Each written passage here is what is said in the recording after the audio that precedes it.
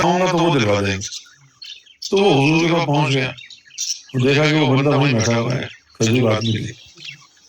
تو یہ کہنے لگا کہ بھئی آپ کے جو ماننے والے ہیں، وہ جو فلاں آدمی ہے، اس میں میرا پیسہ نہیں۔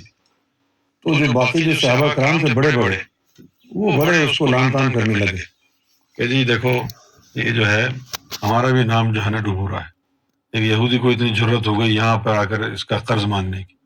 تو حضور نے ان سب کو خاموش کرا دیا۔ حضور نے کہا کہ پہلے بات تو سمجھ لو ہے کیا۔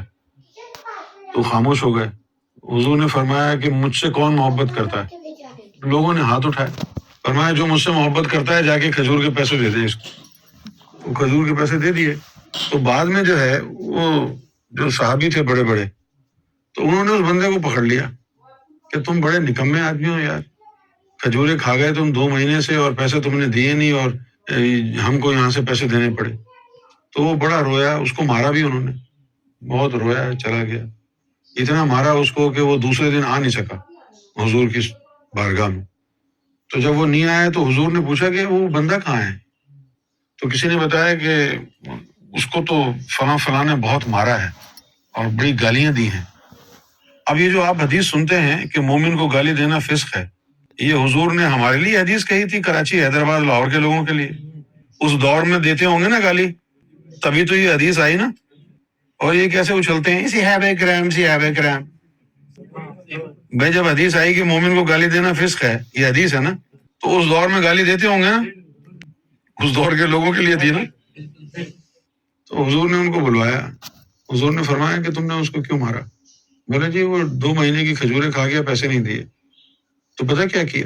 حضور نے کہا کہ یہ قمیض میں اٹھا دیتا ہوں، تم اب مجھے بھی مار لو، کیونکہ وہ کھجوریں 2 مہینے سے میں کھا رہا ہوں۔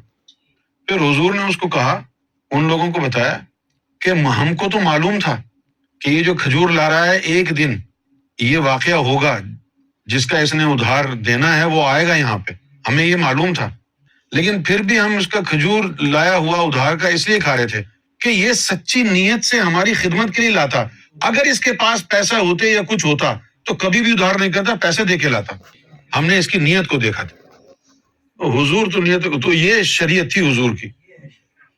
اسی طرح ایک اور بھی آدمی تھا، نہ نماز نہ روزہ کچھ نہیں، وہ اکثر بیٹھ کے حضور کی مجلس میں دیکھتا رہتا کہ بھئی ابھی یہ پریشانی آ گئی، ابھی یہ پریشانی آ گئی، کبھی یہ لڑائی جھگڑا ہو گیا، کبھی وہ لڑائی جھگڑا ہو گیا، کافروں کا منافقوں کے مسائل آ گئے، اور حضور جو ہے ان کے لیے روزانہ کوئی نہ کوئی ایک مصیبت تیار رہتی، کبھی یہ واقعہ ہو گیا، کبھی وہ واقعہ ہو گیا، تو حضور پریشان ہو جاتے۔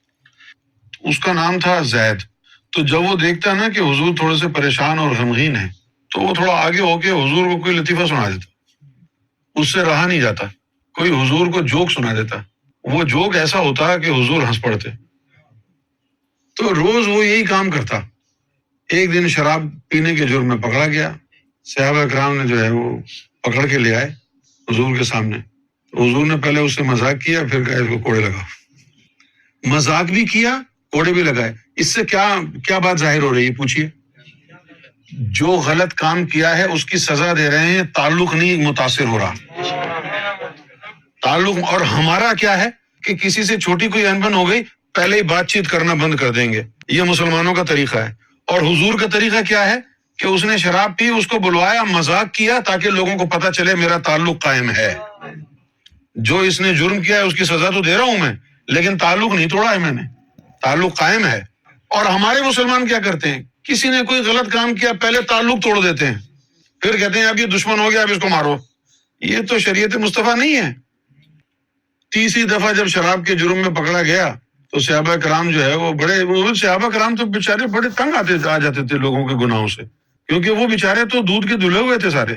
جب بھی کوئی دوسرا صحابی کوئی گناہ کرتا تھا بڑے تنگ آ جاتے تھے، جیسے کہ ان کے سینے پر مونگ ڈل رہا ہے کوئی گناہ کر کے۔ فوراً انہوں نے کہا کہ لانا تو تجھ پہ، روز پکڑا جاتا ہے اور شراب سے باز نہیں آتا۔ تو حضور کا چہرہ سرخ ہو گیا۔ حضور نے فرمایا کہ اس پہ لعنت مت بھیجو، کیا ہوا یہ شراب پیتا ہے؟ اس کے دل میں اللہ اور اس کے رسول کی محبت بھی تو ہے، اور جس کے دل میں اللہ رسول کی محبت ہوتی ہے اس پر تم لعنت نہیں بھیج سکتے۔ اگر اس پہ تم لعنت بھیجو گے تو وہ لعنت لوٹ کے تمہارے اوپر آئے گی۔ یہ ہے حضور کی شریعت۔ ہماری شریعت کیا کہتی ہے؟ ہماری شریعت جو مولویوں نے بنائی ہے، اس میں کسی شرابی کبابی کے بارے میں اجازت دیتی ہے یہ شریعت کہ یہ عاشق رسول ہوگا، تو پھر یہ کون سی شریعت ہے؟ محمد رسول اللہ کی شریعت اور عمل نے بتایا کہ شراب پینے والا بھی محبت رسول میں گرفتار تھا.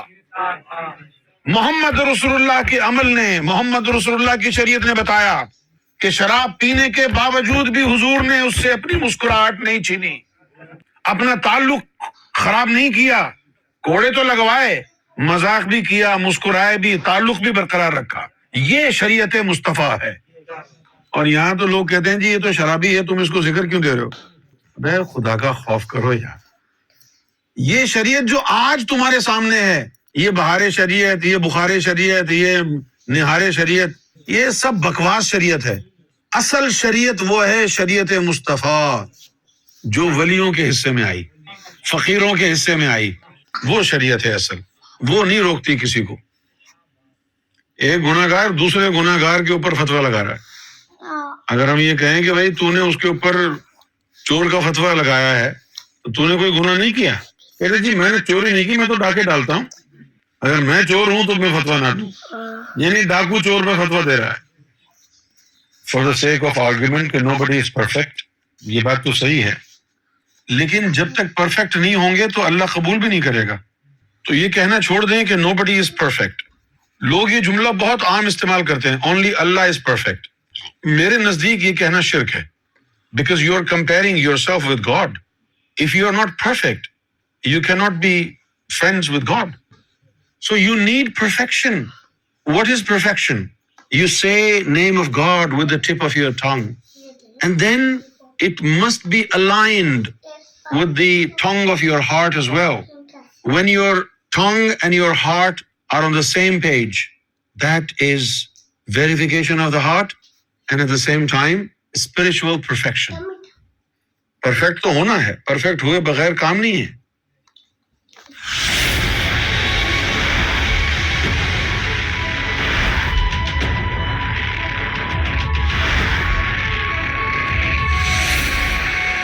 TV, the place to connect with God.